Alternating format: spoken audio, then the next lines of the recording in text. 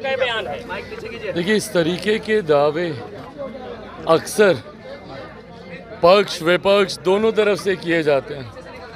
अंतोगत्वा फैसला चुनाव में सिर्फ और सिर्फ जनता लेती है।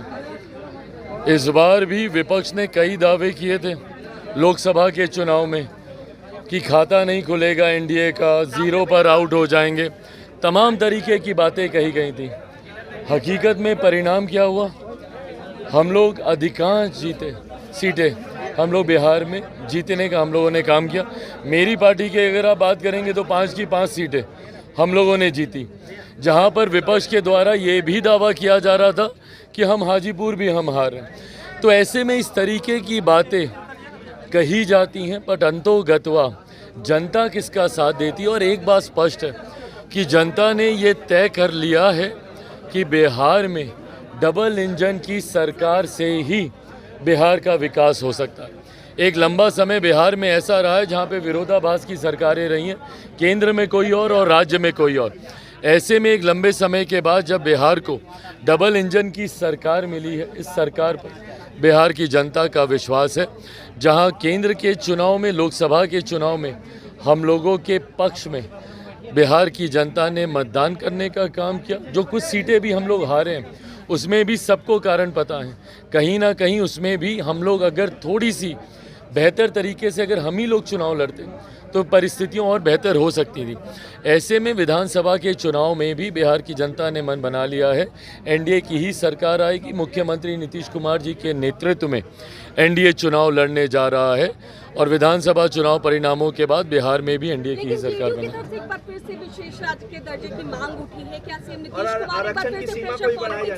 प्रेशर पॉलिटिक्स नहीं है भाई, ये मांग तो हम लोग की रही है।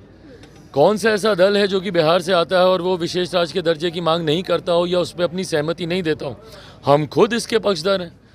पर अगर हम ये बोलें कि भैया बिहार को विशेष राज्य का दर्जा देना चाहिए तो हम प्रेशर पॉलिटिक्स कर रहे हैं? नहीं, कतई नहीं। हम लोग जिस सरकार के गठबंधन में हैं, एनडीए का हम लोग हिस्सा हैं। एनडीए का सबसे बड़ा घटक दल भारतीय जनता पार्टी है, जिनके नेता हमारे देश के प्रधानमंत्री हैं, जिसपे हम सबको विश्वास है। ये मांग अगर हम उनसे नहीं करेंगे तो किन से करेंगे? हम लोग राजनीतिक दल होने के नाते ये भी मानते हैं कि ये नीति आयोग के अधीन ये विषय आता है। नीति आयोग के प्रावधानों के अनुसार इससे पहले जब प्लानिंग कमीशन होता था उसमें फिर भी कई ऐसे रिलैक्सेशंस थे जिसमें कई राज्यों को विशेष राज्य का दर्जा मिलता था। नए प्रावधानों के अनुसार ज़रूर इसमें कुछ टेक्निकल इश्यूज़ इसमें हैं, पर उसका भी मिलकर हम लोग समाधान ढूंढेंगे। जो जनता दल यूनाइटेड ने कहा है, ये मांग हम लोग की भी है कि बिहार को जल्द से जल्द विशेष राज्य का दर्जा मिलना चाहिए। अश्वनी चौबे ने कहा है कि बीजेपी के नेतृत्व में अगला विधानसभा चुनाव लड़ा जाना चाहिए, जबकि सम्राट चौधरी ने कहा कि नीतीश कुमार के ही अगुवाई में लड़ा जाएगा। अश्वनी चौबे के इस बयान को आप कैसे लेते हैं? देखिए, अब हर एक व्यक्ति विशेष के बयान पे टिप्पणी करते रहे। अधिकृत बयान किसका होता है? जो पार्टी के अध्यक्ष होते हैं।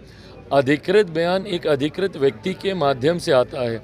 पार्टी के कई नेता होते हैं जो अपने अपने पार्टी के प्रति आस्था रखकर इस तरीके के बयान देते हैं और उसका भी मैं सम्मान करता हूं, क्योंकि वो उनकी अपनी व्यक्तिगत भावना है। पर अंतोगत्वा जब आप एक गठबंधन का हिस्सा होते हैं, गठबंधन में दल के जिस नेता को या जिस अध्यक्ष को अधिकृत ये अधिकार दिया जाता है, उनका क्या फैसला है या उनका क्या बयान है वो ज़्यादा मायने रखता है। लालू यादव ने किया है और कहा है कि आपातकाल के समय जब इमरजेंसी लगाई गई थी उस समय हमें भी जेल में भेजा गया था, लेकिन जो तत्कालीन प्रधानमंत्री उन्होंने गाली नहीं दिया था। आप जब सदन शुरू हुआ था तो इमरजेंसी को लेकर भी सवाल उठे थे, विपक्ष ने उस पर मौन भी नहीं रखा था। क्या मानते हैं कि क्या लालू यादव का ये पोस्ट किस तरीके से देख रहे हैं? देखिए, मुझे नहीं पता उन्होंने किस सोच के साथ ये पोस्ट किया है, पर ये वो लोग हैं जिन्होंने मेरे नेता, मेरे पिता आदरणीय रामविलास पासवान जी के साथ इतिहास के उस काले अध्याय का ध्वंस झेला है। ये वो लोग हैं जिन्होंने खुद इमरजेंसी के दौरान यातनाएं, प्रताड़नाएं झेली हैं। ये एक ऐसा दौर था जहां भारत को बंदी बनाने का प्रयास किया जा रहा था, देश के ऊपर डिक्टेटरशिप थोपने का प्रयास किया जा रहा था, जिसका कतई कोई समर्थन नहीं कर सकता। आज जब इस काले अध्याय को लगभग 50 साल पूरे होने को आ रहे हैं, ऐसे में ज़रूरी है कि मौजूदा पीढ़ी और आने वाली पीढ़ी भी उस अध्याय को जाने और उससे सीख लेकर आगे बढ़ने का काम करे। इसके लिए ज़रूरी है कि इस पे चर्चा हो, इसके लिए ज़रूरी है कि इस पर निंदा प्रस्ताव सर्वसहमति से पारित हो। मुझे नहीं लगता कि कोई भी, इंक्लूडिंग कांग्रेस, क्या वो आज इमरजेंसी का समर्थन करती हैं? जब माननीय अध्यक्ष जी ने लोकसभा में जब इस प्रस्ताव को जब वो पढ़ रहे थे, जिस तरीके से विपक्ष, और विपक्ष में भी मैं खास तौर पे मैं कह दूं क्योंकि मैं खुद उस वक्त सदन में मैं मौजूद था, सिर्फ कांग्रेस के द्वारा ये हंगामा किया जा रहा था। तथाकथित इंडिया अलायंस के घटक दल तक इस पे खामोश थे।